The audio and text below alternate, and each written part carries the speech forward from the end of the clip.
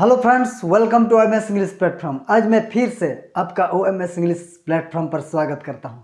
जैसे कि आप सब लोग जानते हैं, हम आपको अंग्रेजी सिखाने के पीछे हम काफ़ी मेहनत करते हैं और बहुत ही छोटी छोटी सेंटेंस जो हमारे डेली लाइफ में कंटिन्यूसली हम लोग यूज करते रहते हैं, वैसे ही सेंटेंस को मैं आपके सामने ला कर देता हूँ, जिससे आप अपने बेसिक लेवल को पूरे मजबूती पिलर के साथ खड़ा कर सकते हैं। तो चलिए आज कुछ ऐसे ही शॉर्ट सेंटेंस लेते हैं जो हम अपने डेली लाइफ में कहीं ना कहीं यूज करते रहते हैं।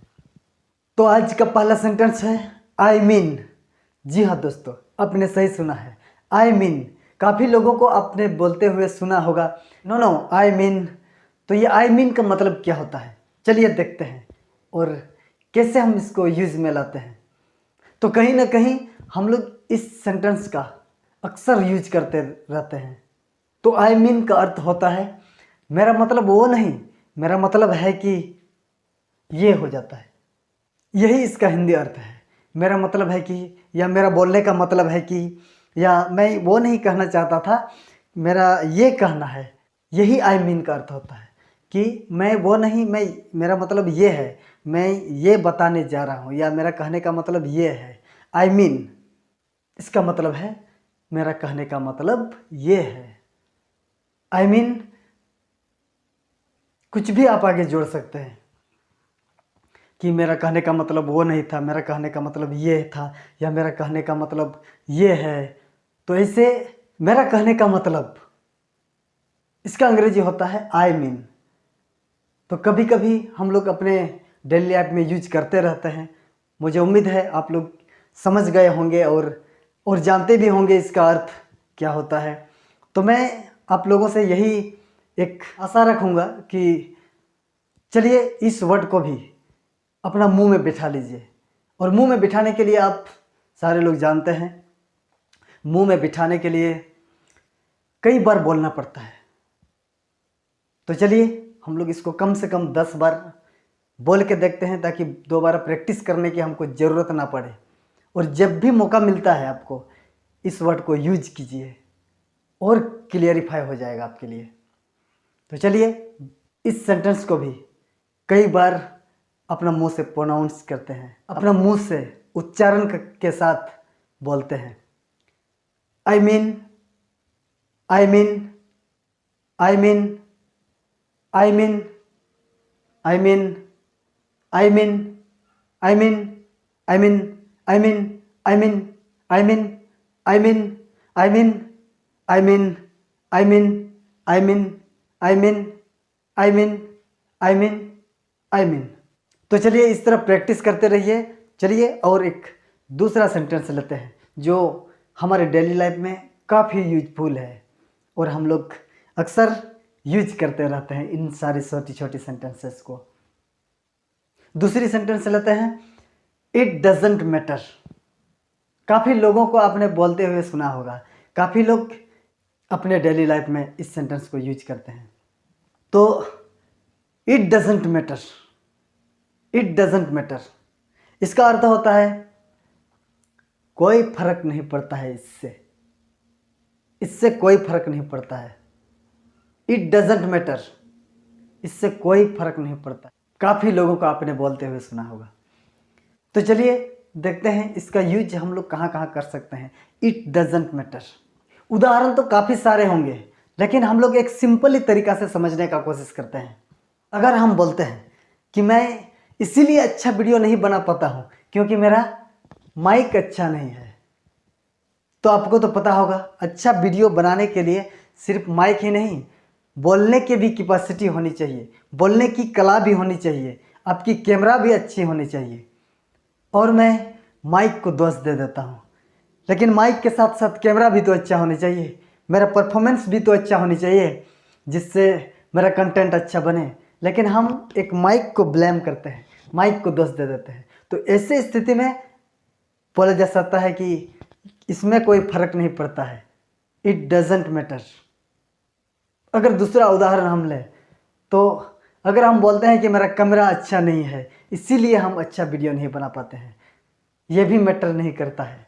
इट डजेंट मैटर, कि हम अगर अच्छा परफॉर्मेंस करेंगे तो काफ़ी लोग हमको देखने चाहेंगे, चाहे मेरा कैमरा अच्छा रहे, चाहे मेरा माइक अच्छा रहे या ना रहे। लेकिन मेरा अगर कॉन्फिडेंस और मेरा बोलने की कला, समझाने की कला, सिखाने की कला यदि बढ़िया है तो ये कैमरा तो टेम्पोरेरी है, इसको चेंज किया जा सकता है, लेकिन पहले खुद को चेंज करना होगा। मतलब कि सारी बातों का एक ही जवाब आ जाता है कि आप बिना मतलब का किसी चीज़ को ब्लेम करते हैं, किसी चीज़ को दोषी ठहरा देते हैं, लेकिन ऐसा बिल्कुल नहीं है। इट डजेंट मैटर, ये मैटर नहीं करता है, इसमें कोई फर्क पड़ने वाला नहीं है। पहले खुद को मजबूत बनाओ, उसके बाद तुम देखना सारा चीज़ सही हो जाएगा। तो इसी तरह हम लोग समझ गए इट डजेंट मैटर, मतलब इससे कोई फर्क पड़ने वाला नहीं है या ये मैटर नहीं करता है। ऐसे स्थिति में हम लोग इट डजेंट मैटर को यूज करते हैं। तो चलिए इसको भी 2-4 बार रिपीट कर लेते हैं ताकि हम लोगों को दोबारा प्रैक्टिस करने की ज़रूरत ना पड़े। इसीलिए प्रोनाउंस करना बहुत ज़रूरी है। आप लोग काफ़ी लोग होंगे जो प्रोनाउंस का मतलब नहीं समझते हैं। प्रोनाउंस का मतलब होता है कि हम लोग जो उच्चारण करते हैं, बोलने में जो प्रॉब्लम्स आती है, इस प्रॉब्लम्स को ख़त्म करने के लिए हम लोग बोलने का प्रैक्टिस करते हैं ताकि हम शुद्ध उच्चारण कर पाए, शुद्ध बोल पाए। इसलिए इसका प्रैक्टिस हम लोग करते हैं। तो चलिए इस सेंटेंस को भी कई बार रिपीट करते हैं ताकि हमारे मुंह में बैठ जाए और हम अपने डेली लाइफ में बेफिक्र होकर बोल सके। It doesn't matter, it doesn't matter, it doesn't matter, it doesn't matter, it doesn't matter, it doesn't matter, it doesn't matter, it doesn't matter, it doesn't matter, it doesn't matter, it doesn't matter, it doesn't matter, it doesn't matter, it doesn't matter, it doesn't matter, it doesn't matter, it doesn't matter. चलिए और एक नया sentence को लेते हैं। I don't mean it. आपने काफ़ी लोगों को ये शॉर्ट सेंटेंस भी यूज करते हुए देखते होंगे। आई डोंट मीन इट, मेरा मतलब वो नहीं है।